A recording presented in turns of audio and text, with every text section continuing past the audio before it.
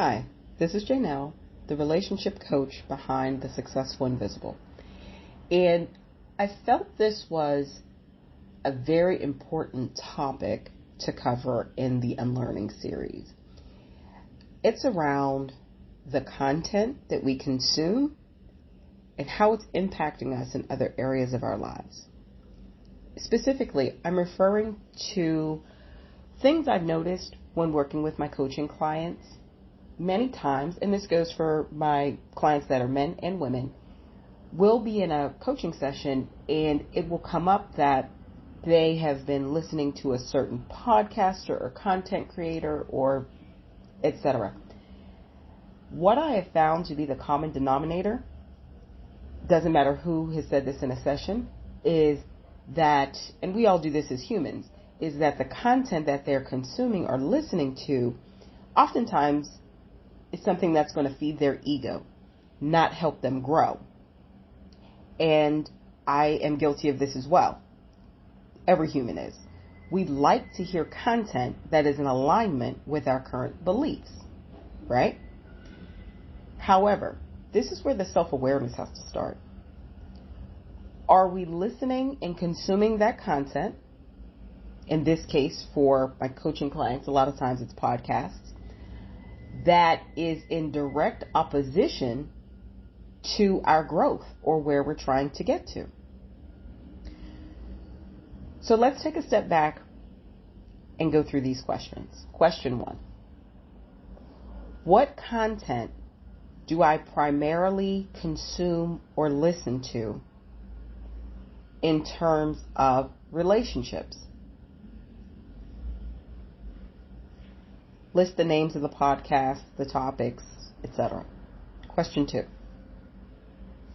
How has my consumption of that content impacted my dating life or my romantic relationships? You may not be able to put your finger on it as a side note, but you may see the influence that it has had listening to this particular type of content and maybe your approach or your view of the demographic of people that you're dating. Question 3. How can I consume content more in alignment with the goals that I have for romantic relationships? So what this means is taking a step back and really assessing if the content that you're currently consuming, especially in terms of relationships, but you can apply this to any area of your life, is allowing you to grow to the level and show up as the person that you want to be.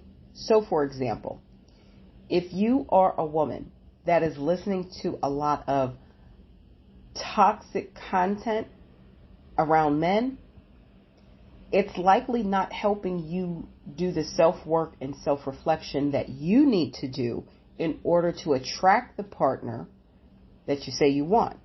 On the flip side, men, if you are listening to a lot of content that is very toxic and derogatory about women, it is likely not helping you grow and do the self-work to become the type of man to attract the type of partner that you say you want. Remember, only person that we ever have any control over changing is ourselves. So it starts with self-reflection and self-awareness. So I ask each of you, become more aware of the type of content that you're consuming. Is it feeding your ego or is it helping you grow? They're likely two very different things and two very different types of content.